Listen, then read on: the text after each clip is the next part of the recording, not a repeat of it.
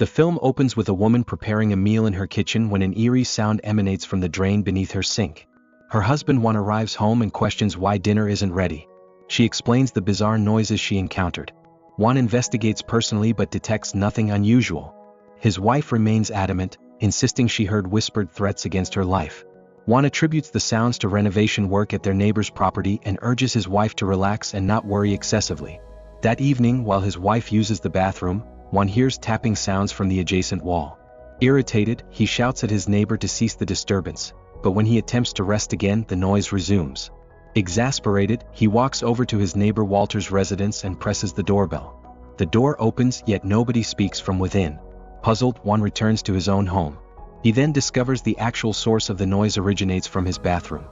Upon entering, he witnesses his wife violently convulsing and slamming against the walls like someone under demonic control. Juan frantically attempts to restrain her, but she continues thrashing against the walls without restraint.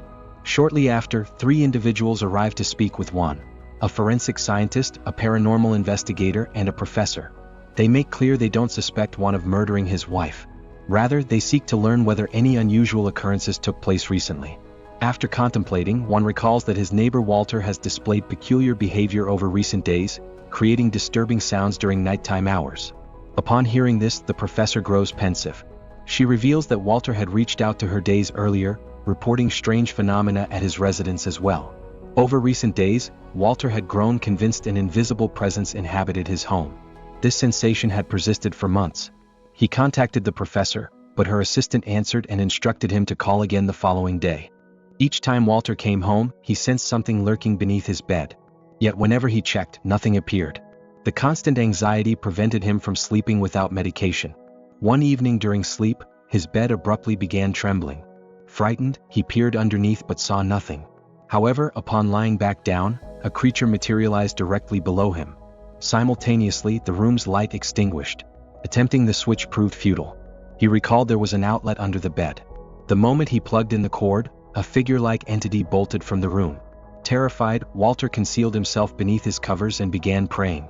The following morning upon waking, his entire home was thrown into chaos. He immediately phoned the professor, reporting that the shadow wasn't merely relocating objects but manifesting before him. However, the professor's assistant declined assistance once more, citing Walter's lack of concrete evidence. Subsequently, one went to Walter's house inquiring about the wall knocking. Walter claimed he was conducting home repairs. But that evening he determined he needed proof. He purchased a camera and positioned it in his bedroom to capture nighttime events. Once Walter drifted off, an unusual noise roused him. His recording device suddenly crashed to the floor. Glancing toward the window, he spotted an ominous shadow. Panicked, he switched on the light instantly, causing the shadow to vanish. He retrieved his camera and examined the recorded material. The footage revealed that during his sleep, a horrifying entity had been observing him, then gradually moved toward the wardrobe, likely knocking over the camera in the process. Astonished, Walter's gaze shifted to the wardrobe. Though terrified, he mustered his courage, approached, and opened the wardrobe door. Inside hung only his aged clothing, but when he rewound the video footage slightly, he recognized that the mysterious shadow had actually emerged from beneath the bed. Abruptly, the wardrobe door swung open independently, revealing the spectral figure inside. Fearfully, Walter peered into the wardrobe and noticed in the reflection of his firearm that same shadow. As he reached for the gun, the creature suddenly lunged at him, then silence fell.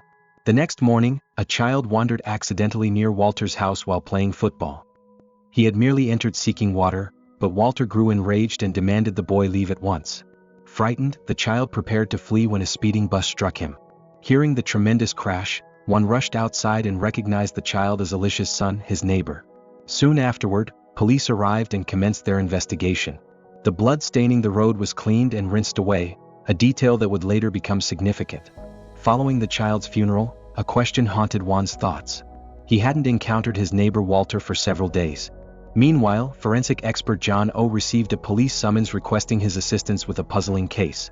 Upon arriving at the location, he discovered the woman who filed the report was Alicia herself. Alicia informed police she heard peculiar sounds beyond her door, and upon investigating, observed strange footprints resembling a small child's shadow. John O. wasn't startled by this, believing it wasn't supernatural but rather Alicia's psychological projection. He suspected Alicia couldn't accept her son's death and might have even exhumed his body from the burial site herself. As John O. and police discussed the circumstances, a glass of milk resting on the table spontaneously toppled over. This gave John O. momentary pause. He proposed the child's body should be reinterred immediately and this incident shouldn't appear in the police documentation. The reason being that the investigating officer was Alicia's former boyfriend. If knowledge surfaced that Alicia had disturbed her son's grave, she would be committed to a psychiatric facility. To prevent this, John O. advised Fuse to document in the report that the corpse's movement resulted from post-mortem muscular spasms. He also suggested providing Alicia medication to maintain her composure. As John O. exited the residence, he observed a woman across the street photographing the incident. She appeared familiar, so he approached for conversation. During their exchange, he discovered she was Professor Albert, a supernatural phenomena researcher. John O. inquired about her presence. Albert explained she had learned of the strange incidents occurring in this area and came to investigate them. He also learned that when someone rang this house's doorbell, the door opened but nobody spoke from inside. John O. found this extremely peculiar. He suggested to Professor Albert that if she was studying paranormal occurrences, she should collaborate with him on investigating this case. Afterward, John O. and Professor Albert seated themselves in the drawing room and commenced discussing the situation. John O. mentioned his 15 years working as a forensic expert, yet he'd never witnessed such an enigmatic case. Though he'd encountered various paranormal incidents throughout his career, he maintained that even if such events were genuine, they shouldn't be needlessly dramatized. Instead, peaceful resolution was preferable. Professor Albert concurred entirely. Just then, a young child seeking his toy inadvertently passed through the wall and entered the room mistakenly. He spotted the corpse positioned in the room. The instant his eyes fell upon the dead body, its head suddenly rotated toward him. Conversely, when forensic expert John O. was presented with an old photograph, he dismissed it as pure coincidence. However, Professor Albert perceived a correlation within it. She was convinced there existed a profound connection between these three mysterious incidents. Suddenly, a child's piercing scream echoed from outside. When Albert glanced toward the entrance, she found it ajar. She instantly realized someone had gained entry. As a precaution, they secured the corpse inside a refrigerator, unaware that the entire sequence had been captured on the child's camera. Following this, John O. met with police officer Fuse and both agreed that while the deceased mother slept, they would eliminate the body. But the moment they began transporting the corpse, the refrigerator abruptly started shaking, as though someone trapped inside was attempting to break free.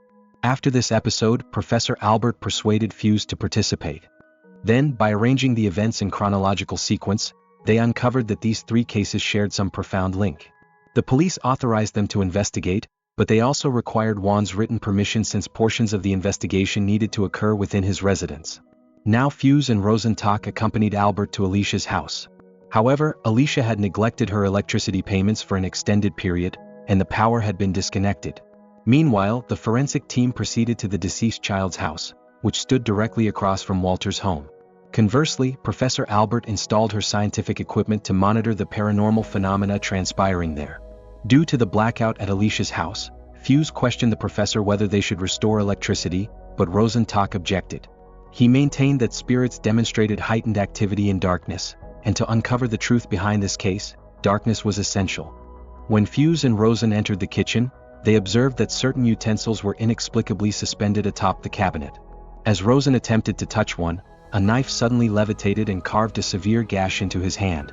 As Fuse advanced to assist, Rosen detected something far more malevolent.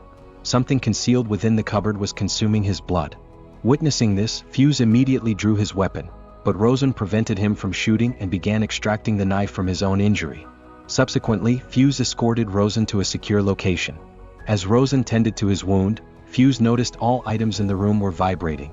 He wasn't astonished because he'd already comprehended that these spirits were drawn to blood. Rosen promptly instructed him to sanitize the room. Concurrently, John O. received Fuse's call. Fuse stated he couldn't remain there any longer because he'd witnessed something inexplicable. He also disclosed he had a cardiac condition and couldn't withstand such extreme stress. John O. noticed something bizarre in his room's mirror. It appeared someone was positioned near his bed, but the silhouette was exclusively visible in the reflection. Suddenly, the phantom figure began materializing from the mirror, and at that instant, the call disconnected. Meanwhile, Professor Albert also detected something abnormal. She witnessed a fissure forming on the wall. At that moment, Fuse located Rosen and expressed his desire to evacuate immediately. But just then, Rosen uncovered a fresh clue and requested Fuse's attention. When they examined beneath the bed, they found nothing irregular, But the moment they turned to the opposite direction, they were astonished by what confronted them. The entire chamber was populated with grotesque creatures. Rosen theorized that darkness and illumination coexisted at identical points in time and space. One simply required the proper perspective to perceive them. Fuse battled to maintain his composure after observing this sight and immediately fled the house. But then he understood he should retrieve Rosen. When Fuse reached the house where Jono was located, he called out repeatedly, but Jono didn't answer. Just then, Fuse's eyes abruptly discovered the cupboard where a fresh bloodstain shaped like a hand appeared.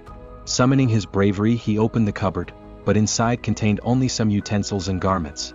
Meanwhile, Professor Albert was meticulously inspecting the wall cracks when she found a man concealed there. This man was Walter himself, who had been absent for an extended duration. Just then, Fuse appeared and conveyed that something dreadful had occurred to Albert. He cautioned her against trusting anything transpiring that evening because all these events were being manipulated by a supernatural entity. Fuse then reached out to Rosen and declared the situation had spiraled beyond control and the investigation must cease immediately. But Rosen remained silent.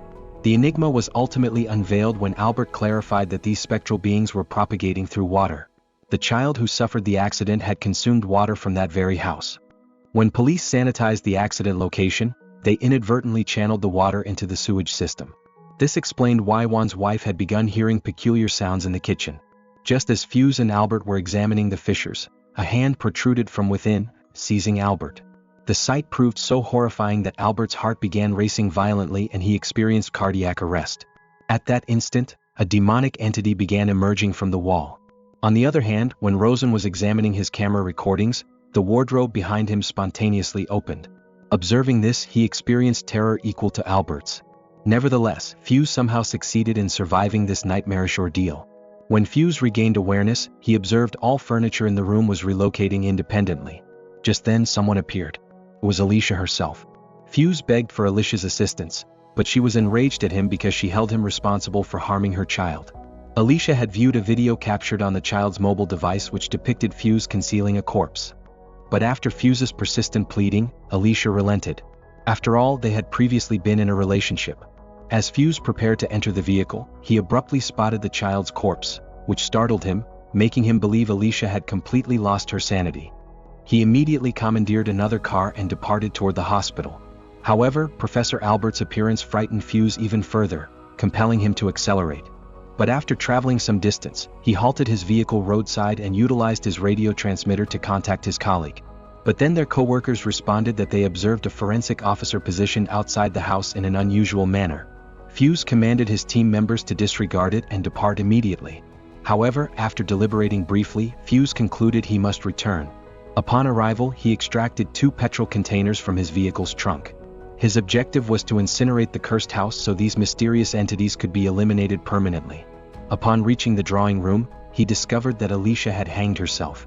This sight devastated him profoundly, but he collected himself and distributed petrol throughout the house. When he struck a match, it repeatedly extinguished. Suddenly he realized that Jono was positioned nearby, extinguishing the match each time. This scene petrified Fuse completely. Without hesitation, he discharged his revolver at the petrol, igniting the house. The flames consumed it and it burned intensely. 5 years later, 3 unfamiliar individuals came to visit Juan. They inquired whether he knew forensic expert Albrecht and the 2 professors. Juan acknowledged affirmatively but couldn't recall their names accurately. During the questioning, Juan claims he observed someone peering through the window, but when the others rotate around, nothing is there. Subsequently, Juan produced a photograph and disclosed it was an image of a teacher, Rosen.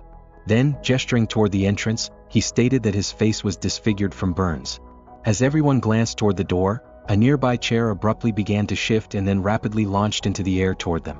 If you enjoyed the recap, please leave a like and subscribe, and don't forget to turn on notifications so you can watch more videos like this. Thanks for watching.